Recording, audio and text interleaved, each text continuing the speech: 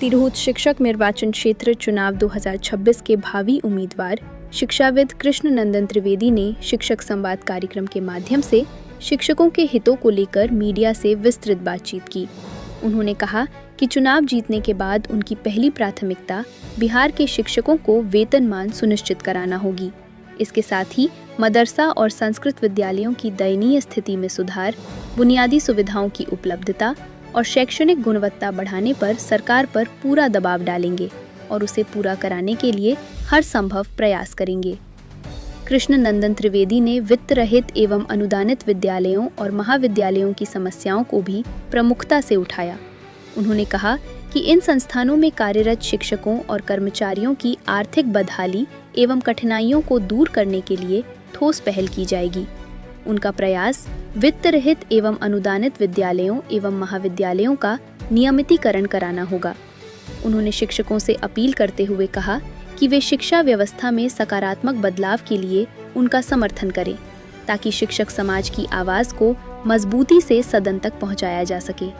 उन्होंने कहा कि बिहार के शिक्षक बहुत सारी समस्याओं से ग्रस्त हैं, लेकिन यदि उन्हें नियमित वेतनमान मिल जाता है तो अन्य समस्याएं अपने आप गौण हो जाएंगी। त्रिवेदी शिक्षक संवाद 2 में आप सभी प्रेस के बंधुओं का हार्दिक स्वागत और अभिनंदन। अब शिक्षक संवाद का उद्देश्य क्या है, इसके लिए हमने आपको आमंत्रित किया है।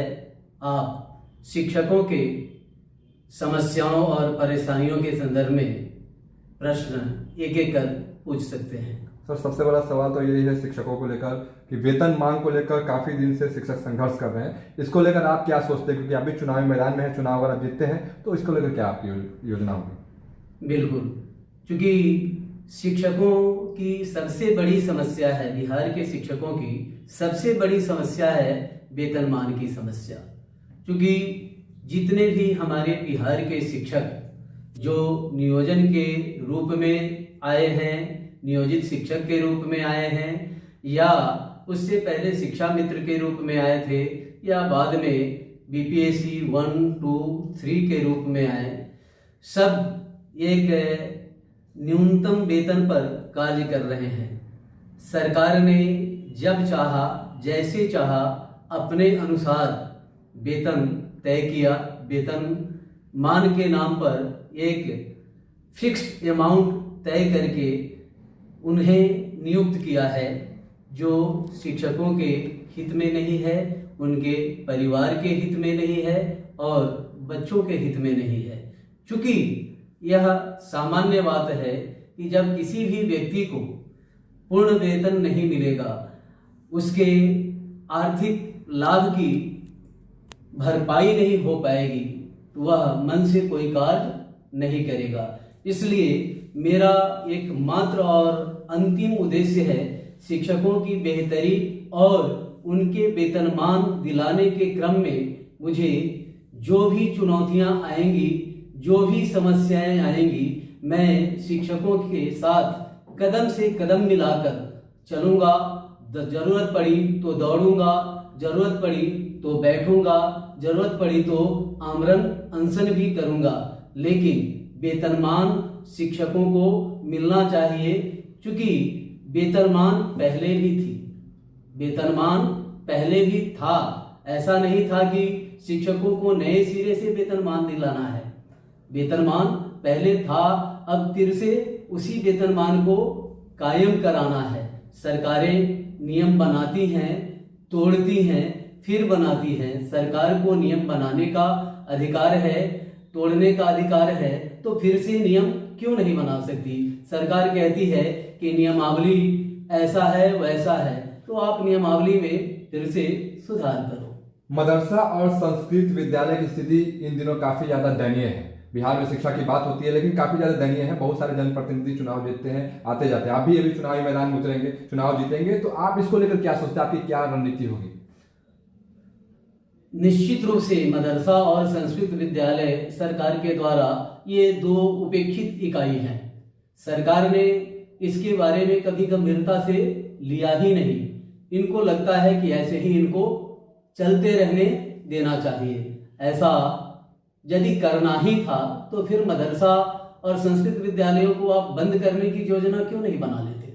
यदि बंद नहीं करना है और चालू रखना है तो फिर उसका उद्देश्य पूरा होना चाहिए। आप संस्कृत विद्यालयों के रखरखाव, मेंटेनेंस, इंफ्रास्ट्रक्चर, शिक्षकों को वेतन समय पर दिया जाना, अनुदानित हैं तो उनको समय पर अनुदान देना, और यदि अनुदानित है तो उनको फिर से नियमितीकरण करना, ये सरकार का उद्देश्य होना चाहिए। चाहे ये मदरसा हो या संस्कृत विद्यालय, ये संस्कृत के, ये सरकार के सौतेले संतान की तरह हैं, जिसमें एक पक्ष बाप के रूप में जो है वो थोड़ा प्यार देता है तो माँ के रूप में है वो प्यार नहीं देता।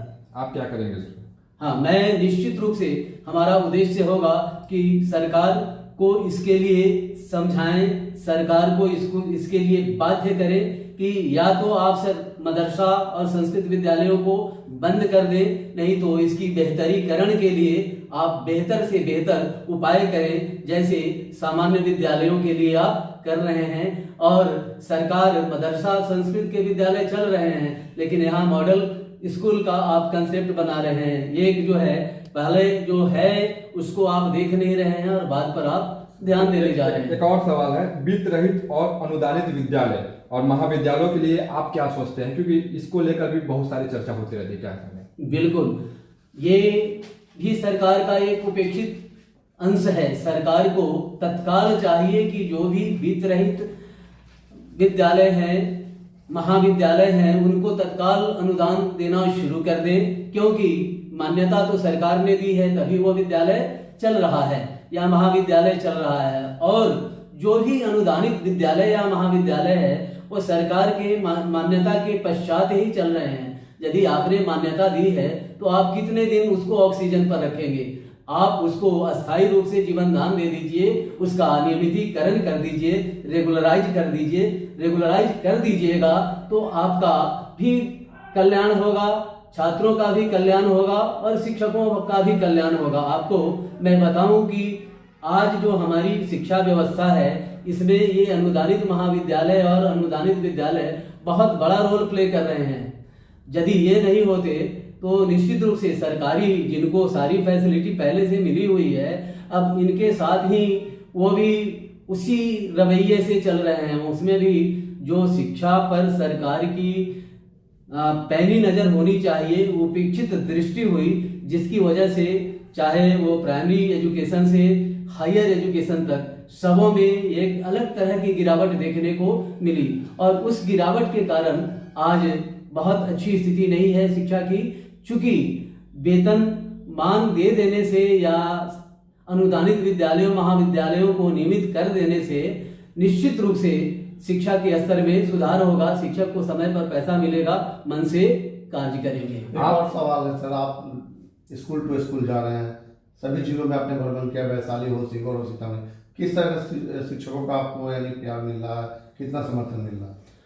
मुझे तो लग रहा है कि शिक्षक मुझे दिल से अपनाना चाह रहे हैं और जो पहले के प्रतिनिधि हैं उनके प्रति उनके मन में एक अलग आक्रोश दिख रहा है। ऐसा लग रहा है कि वह पूरी तरह से बदलाव के मूड में हैं और तुरंत बदलना चाहते हैं। उनका बस चले तो जितना जल्द हो वो उन्हें बदल दें, क्योंकि वो ये बात बार बार कहते हैं कि आप आए हैं सर, आप क्या करेंगे? क्योंकि 11 वर्ष 12 वर्ष से एक दूसरे लोग आए और हम ये उम्मीद करते रहे कि हमें वेतनमान मिल जाएगा, हम जो अन्य कर्मचारी हैं बिहार सरकार के उसके बराबर हो जाएंगे और हमें हर महीने एक ठीक ठाक राशि मिलेगी। लेकिन चूंकि ठीक ठाक राशि की जगह सरकार को जो मन होता है वो फिक्स कर देती है और उसी पर हमें कार्य करना पड़ता है और सरकार हमसे अपेक्षा बहुत करती है। सर, चुनाव में खास करके संसाधनों का खेल होता है और चुनाव से पहले जो भी प्रत्याशी आते हैं बहुत सारे वादे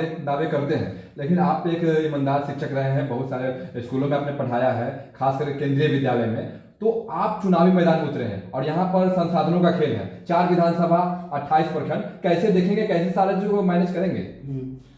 एक इसमें करेक्शन चाहता हूँ, विधानसभा 28 और 58 प्रखंड, हाँ बिल्कुल, ये चुनाव संसाधनों का खेल है और इसमें उतरना हमारे जैसे व्यक्ति के लिए एक बहुत बड़ी चुनौती थी, लेकिन मुझे अपनी काबिलियत पर विश्वास है।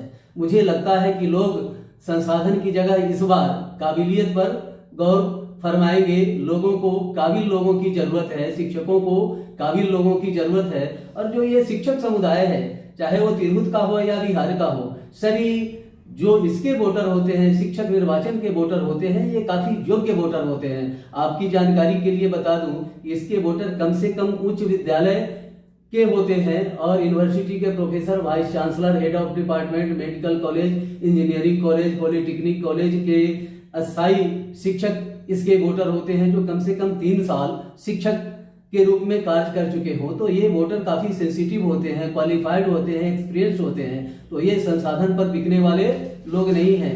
कितनी भी खरीदने की इनको कोशिश की जाए, इन पर किसी का दाल गलने वाला नहीं है। लोग अपने लेवल से चाह सकते हैं, लेकिन मुझे ये मालूम है कि जितने संसाधन की जरूरत है उतने संसाधन मेरे पास हैं।